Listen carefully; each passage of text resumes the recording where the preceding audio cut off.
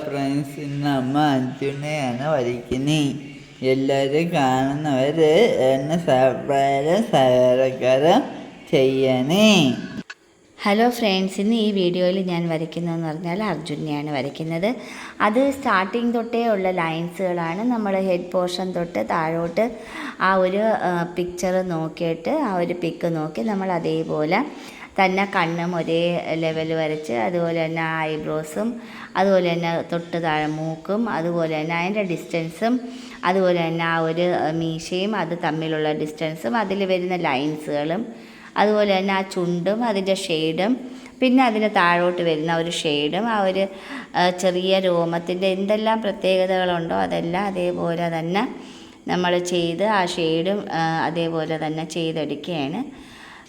ഇനി ആ താഴോട്ടുള്ള ആ ഒരു ചെവിയുടെ പോർഷനും അതെങ്ങനെ ആ ഓരോ ലൈനുകളുടെ പ്രത്യേകതകളും നോക്കി നോക്കി നമുക്ക് ചെയ്തെടുക്കാൻ പറ്റും.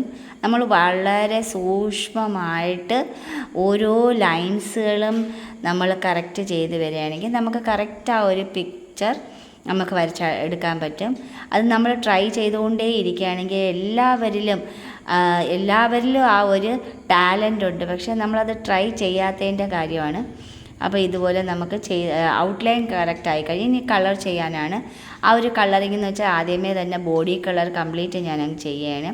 ഷെയ്ഡ് ഓൾറെഡി ഉള്ളതുകൊണ്ട് ആ ഷെയ്ഡ് ഭാഗത്ത് നമ്മൾ ഡാർക്ക് ഇട്ടങ്ങ് പോയാൽ മാത്രം മതി. അതുകൊണ്ടാണ് ഈ സ്റ്റാർട്ടിങ്ങേ തന്നെ അതിന് ഷെയ്ഡും കൂടി ഇടുന്നത്. അല്ലെങ്കിൽ ഔട്ട്ലൈൻ മാത്രം ഇട്ടാണ് ചെയ്യുന്നത്. പക്ഷേ ഇതിപ്പം അത് കാണുന്നവർക്ക് ആ ഒരു ഷെയ്ഡിൽ കൂടെ നമുക്കത് കളറും കൂടി ചെയ്തെടുക്കാൻ പറ്റും. അപ്പം കറക്റ്റ്ലി ഒരു ഔട്ട്ലൈൻ ഇട്ട് ഷെയ്ഡ് ഇട്ട് ഇനി ആ ഒരു മൂക്കിൻ്റെ ഒരു പ്രത്യേകത എന്ന് പറഞ്ഞാൽ ആ ഒരു ഷെയ്ഡ് വൈറ്റ് ആദ്യമേ ബോഡി കളർ ഇട്ട് അതിന് ബ്രൗൺ പ്ലസ് ഒക്കർ കളർ എന്ന് പറയുന്നത് യെല്ലോ പ്ലസ് ബ്ലാക്ക് മിക്സ് ചെയ്യുന്ന കളർ അത് ഓൾറെഡി കിട്ടുന്നതുണ്ട്. അല്ലാത്തത് നമ്മൾ ചെറുതായിട്ടൊന്ന് മിക്സ് ചെയ്തെടുത്തിട്ട് അതിൽ ബ്രൗണും കൂടി മിക്സ് ചെയ്താണ് നമ്മൾ ഡാർക്ക് ഭാഗം ആ ഒരു ലൈറ്റ് ഭാഗം കഴിഞ്ഞതിന് ശേഷം ഡാർക്കായിട്ടുള്ളിടത്ത് കവർ ചെയ്തെടുക്കുന്നത്. ഇനിയെന്ന് വെച്ചാൽ ആ ഒരു ഹെയറിലും അതേപോലെ തന്നെ അതിൽ നമുക്ക് ആ ഒരു പിക്ചറിൽ കാണുന്ന കണക്ക് തന്നെ നമ്മളത് അതേപോലെ ചെയ്തെടുക്കാനാണ് പരമാവധി നമ്മൾ നോക്കുന്നത്.